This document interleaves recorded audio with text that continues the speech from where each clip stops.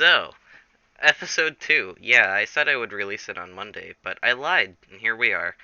Okay, episode 2. Let's start this. So, I don't remember where I left off, so I'm just gonna fill in some gaps. Jack Cooper gets home from a long day at work, and he decides to. He just decides he wants to play video games. So he launches the EA desktop app on his computer, only to find out that they decided to go back to their app called Origin. So now he has to log back into Origin, even though he never remembers his password, so he always has to change it.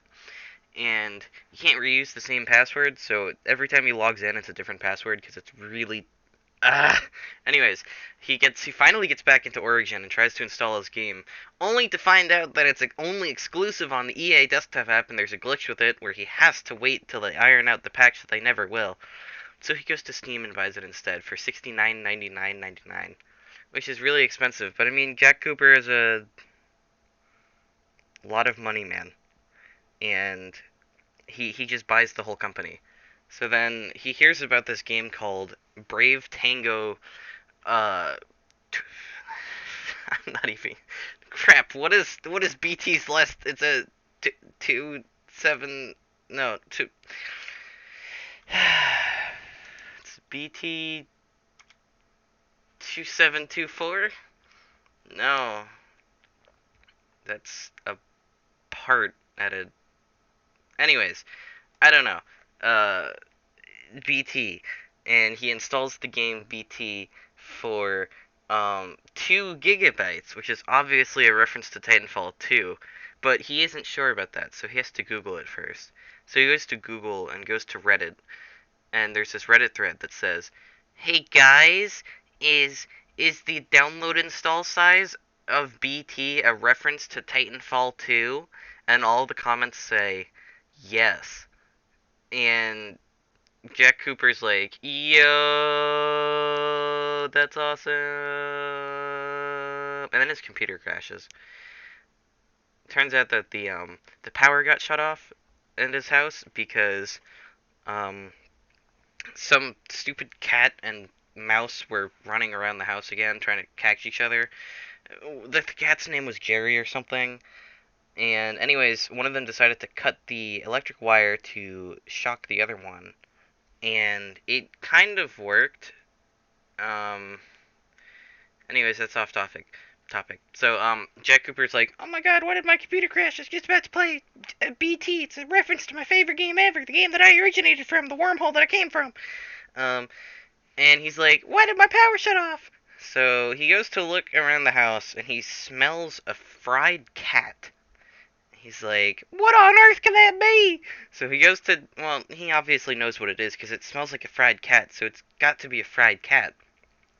So he looks around the house and he sees signs of cat hair. That's actually, it's fried so hot that it's like glowing. Surprised it hasn't caught the carpet on fire. Anyways, he looks around the house and he's like, "Oh dear God, there's a fried cat on the floor." And he picks it up and he's like, "Well, I'm gonna eat it." And he starts eating it. And hang on. He goes,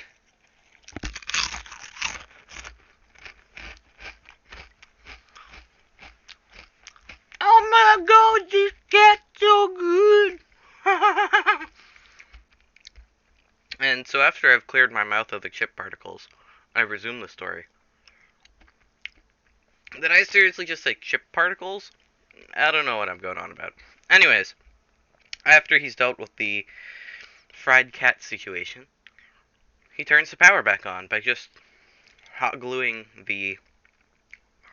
um the cord that the mouse cut.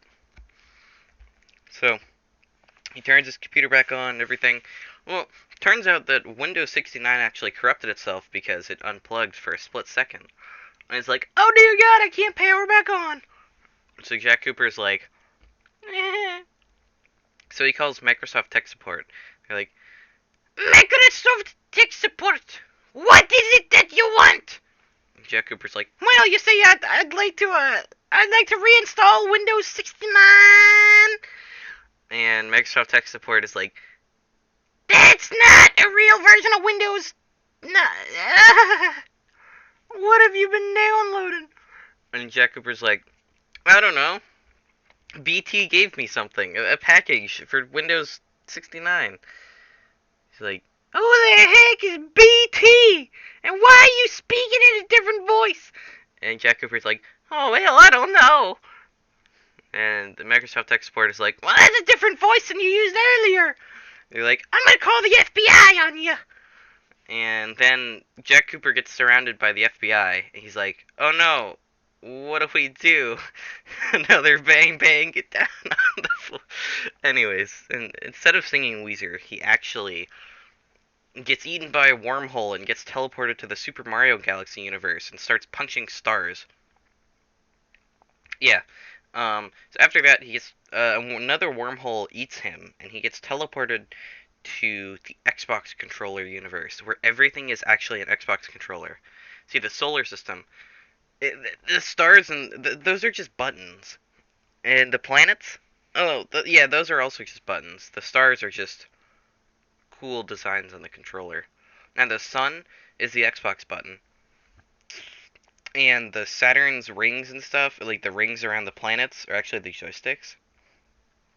And the asteroids are the D-pad and the other buttons. So Jack Cooper's like, yo, it's a free universal, literally, Xbox controller. So he takes it home.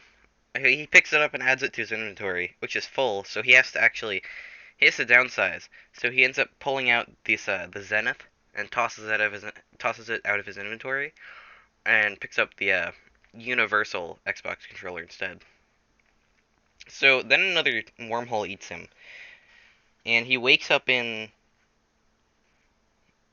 New York City, and no, he wakes up in Britain, and these tiny little yellow banana-like people are like, oh yeah, yeah, and they're trying to steal this crown from this weird tea-liking woman, and Jack Cooper's like, oi mate, me, no, that's Australian. Jack Cooper's like, uh, what you guys up to? And the minions are like, oh yo, and he's like, didn't mean to startle y'all. And they're speaking to themselves in their own language. Is he Texan? Is he from Texas? And Bob says, I don't know, man, maybe. And Stewart says, guitar go, and Jack Cooper's like, what are they going on about?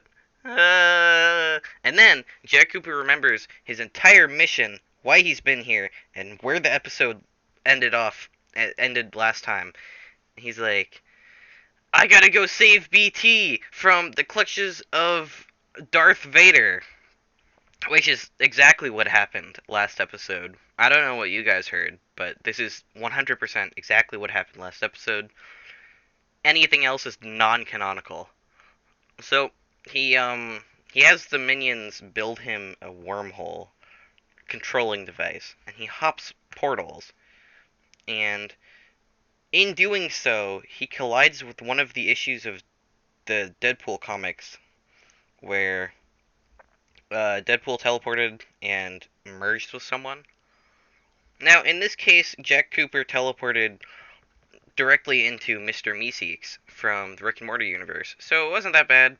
It's just that Mr. Meeseeks was tasked with a very impossible task, so he had to help Meeseeks finish the task. The task, of course, was deleting TikTok and getting popular on YouTube. And now Jack Cooper, he's a reasonable man. He doesn't install stupid software like that. But the Meeseeks was apparently trending on TikTok or something, and he's like, "Oh yeah, I'm Mr. Meeseeks," and and the internet was like, "Oh my God, it's Mr. Meeseeks," and Jack Cooper was like, he picked up his phone and like shot it with his invisible handgun, his a finger gun that shoots real bullets, and Mr. Meeseeks like, "Oh gosh, now I gotta help you." And so then Meeseeks is actually like, why am I stuck on this earth? And he just like poofs out of existence because that's what they do. and he found the secret and just I don't know. And then Jack Cooper's like, "Oh, thank God, I was inside of someone." And then the audience around him says, "What?" And he's like, "Not in that way." And then Rick and Morty, their spaceship crashes onto the planet, which is Earth C-137.